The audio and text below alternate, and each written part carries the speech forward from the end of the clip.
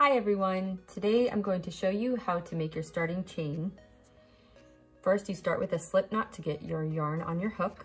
I grab with my bottom two fingers, wrap around my top two to make an X, go around the top and hold with your third finger, insert your hook under the first strand of yarn, grab the second strand and pull through. Remove your fingers and then slide your knot up to the hook. Now this is very important. You do not want your slip knot to be super tight on your hook. You want it to be fairly loose and you want to be able to slide it up and down your hook. If it's too tight, your first chain will be very hard to make because you'll be trying to really pull it through super hard. So what we're going to do is I'm going to show you how I hold my yarn. Everybody does it differently. There's certain ways to hold it so you have different tension. What I like to do is let the yarn run through these two bottom fingers and then I make a 3. And I like to swing my hand under the yarn and grab the knot with my middle finger and my thumb. And then that leaves my pointer finger in charge of tension.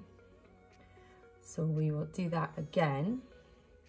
Grab with your bottom two fingers, make a 3, swing around the yarn, grab with your middle finger and your thumb, and then hold your pointer up for tension. So what we're going to do first is yarn over. That's when you take your hook under the yarn so that the yarn is now over the hook. You're going to turn the hook facing the ground and pull the yarn through. And that is your first chain. So we will do it again. Yarn over, pull through. Yarn over, pull through. That's 3. Yarn over, pull through, yarn over, pull through. And then when you stop to look at your work, you'll have the chain facing you and you can see that you just made chains. They are also in the shape of V's and it makes little bumps on the outside, and that's actually how I like to count my chains, is to turn it to the side, and I like to count the bumps. So I go 1, 2, 3, 4, and 5. 5 is this last one right here. You do not count the loop that's on the hook because that hasn't been made into a chain yet.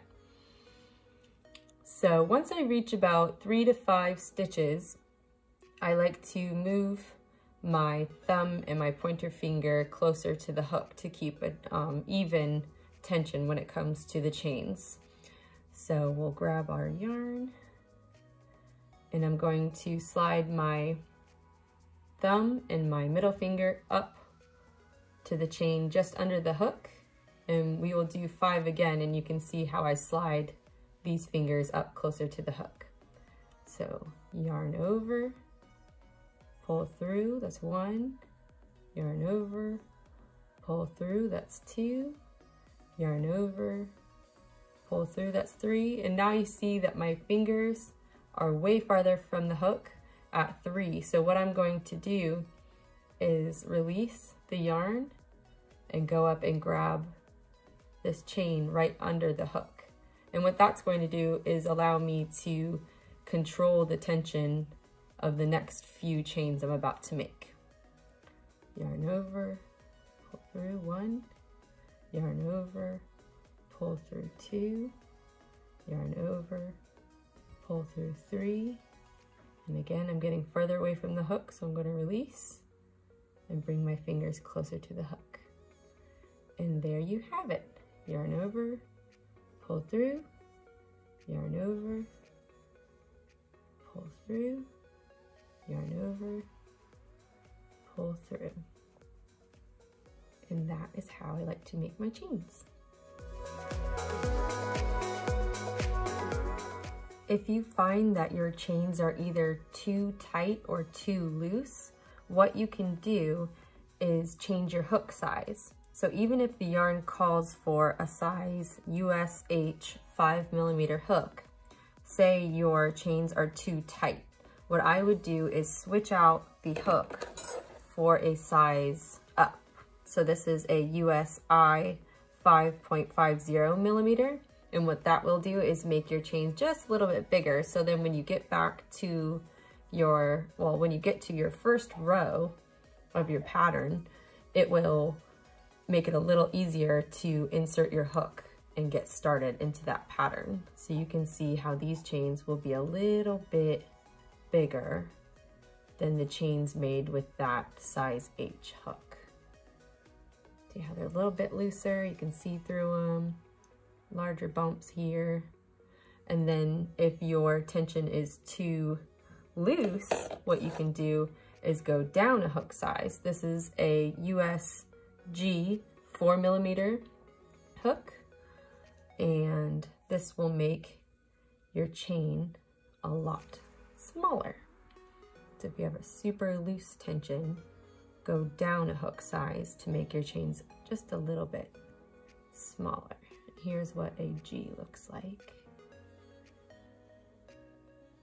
And these are much tighter than the H and the I. Just a little tip for you today. So keep practicing your chains, try not to get frustrated. If you do put the yarn and the hook down, wiggle out your hands, get some water and try again, and just keep practicing. Thank you so much for watching this video today. If it helped you, please give it a thumbs up and consider subscribing to my channel. I'll be adding more crochet tips, tricks, and free patterns in the weeks to come. And here's another close-up of the chain. If you have any questions or comments, please leave them in the comments box below. I'd love to help you if you're getting started and have any questions. And happy crocheting!